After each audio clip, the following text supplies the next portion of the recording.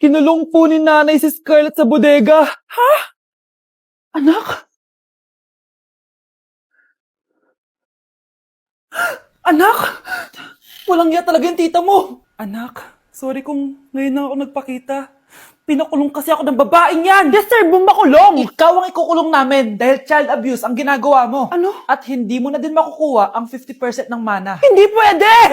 Nay, masaya ako na nandito ka na. At hindi na din tayo maghihirap dahil sa pamana ni tatay. Masaya din ako, anak. Siyempre kasama ka dito sa Manta.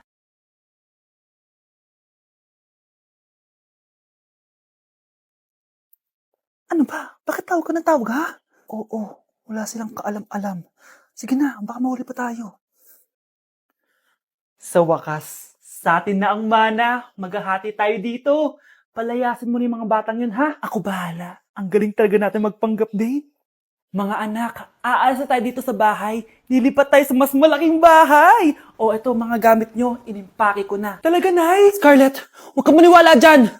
Nagpapanggap lang yung nanay mo. Samantha, ano yung mga pinagsasabi mo? Magjowa sila ni attorney. Sinet up nila tayo. Ganyan ba ang ugali mo, Samantha? Kaparehas ng nanay mong sinungaling? Samantha, ano ba? Kung ayaw mo sumama, edi wag.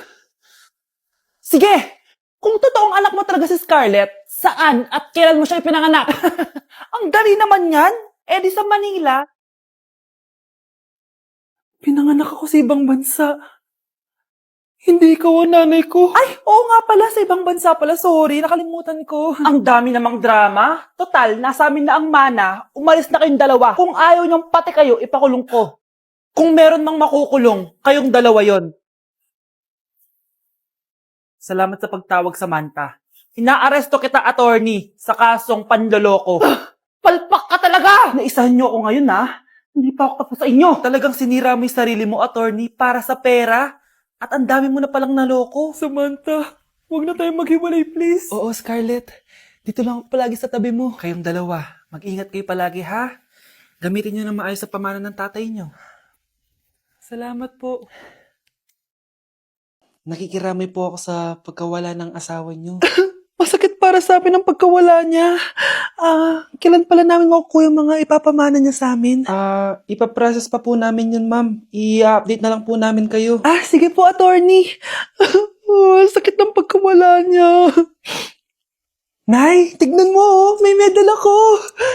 Oh, ano namang paki ko dyan? Di ka ba proud sa akin? Hindi. At wala akong paki sa'yo. Iniwan ka na ng tatay mo, di ba? Kaya pwede ka na umalis dito. Bakit ka ba ganyan sa akin, Nay? Huwag mo nga akong matawag-tawag na nanay dyan. Kadiri! Hindi kita anak. Ang nanay mo, wala na. Malandi kasi. Nay, gutom na ako.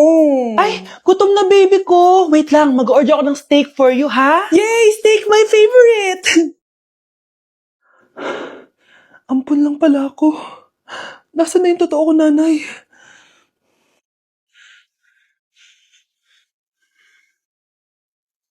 Tulog sila.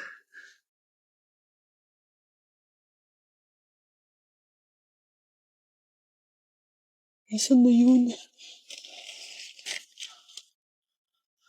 Ito ba si nanay?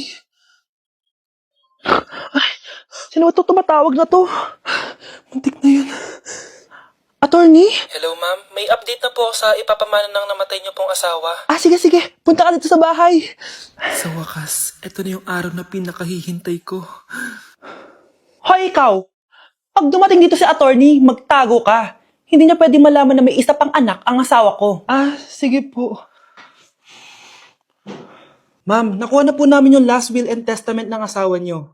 Ang nakasulat po dito ay, ang 50% ng kayamanan niya ay mapupunta po sa inyo. Ha? Mali ata yan, attorney. Dapat 100% ang mapupuntang kayamanan niya sa amin. Kami lang ang pamilya niya eh. Bali ma'am, ang nakasulat po kasi dito ay ang isang 50% po ay mapupunta sa isa niyang anak. Ano? Baka yan yung isa naming anak na nawala? Oo, sa amin na lang yan. Ako! Ako ang isa pang anak ni Ramon. Anak! Umagang-umaga, cellphone agad hawak mo? Tingnan mo ito napanood ko. Huwag mag-cellphone agad pagkagising mo sa umaga kasi pinapataas mo lang ang stress levels mo. Ano ba naman yun, Nay? Oh, doktor na may sabi ha. Tigilan mo na yan. Maniniwala pala tayo sa doktor. Sige. Grabe, ang init. Paniligo na nga ako. Nay, may napanood ako, oh. Kung may nagsabi sa'yo na dapat kang maligo araw-araw, isang malaking kasinungalingan yan. Oh, sabi ng doktor, Nay, bawal daw maligo araw-araw. Ba't ka naliligo? Oh, sige, di na ako maliligo. Kung akala mong healthy ang mga prutas, pakinggan mo tong sasabihin ko. Oh, Nay, nagsalita na yung doktor, ha? Huwag ka na kumagat dyan. Pati ba naman prutas? Ay, magmamatcha na lang ako. Kung akala mong healthy ang mga matcha, pakinggan mo tong sasabihin ko. Hala, sabi ng doktor, hindi daw healthy yung matcha, Nay. Huwag mo na inumin yan, ha? Pati matcha bawal. Sinisira mo ang utak mo sa paggamit ng mga betchin.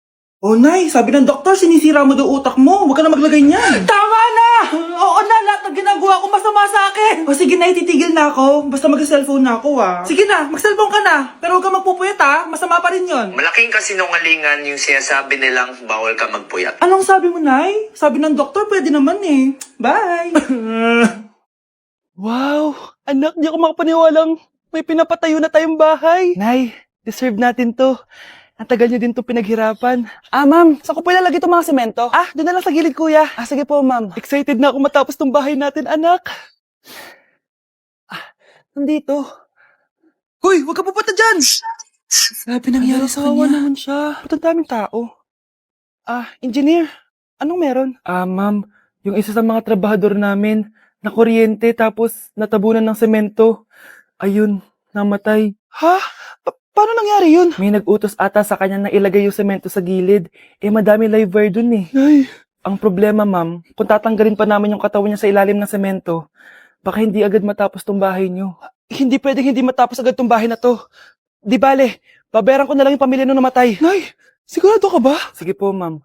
Sige na, ituloy niyo na yan. Congrats po, ma'am. Natapos din yung bahay niyo. Ang ganda, di ba? Wow, ang ganda. Maraming salamat, engineer. Una na po ako, ma'am. Anak, tara, pasok na tayo. Wow, ang ganda ng loob. Nay, hindi talaga ako mapakali na may bangkay dito sa ilalim ng bahay natin. Huwag kang okay, anak. Kasalanan niya naman kung bakit siya namatay eh. Ay, matutulog na lang ako sa bago kong bahay. Wow, ang ganda ng kwarto ko. Ano yun? Kasalanan mo kung bakit ako namatay. Nay! Kuya, sundan mo yan. Sige po, ma'am. Sinasabi ko na nga ba eh, may tinatago ka sa akin. Ayan, kuya. Huminto ka dito. Magloloko ka na nga lang sa matanda pa. Hoy, bayad mo! Humanda ka talaga sa akin.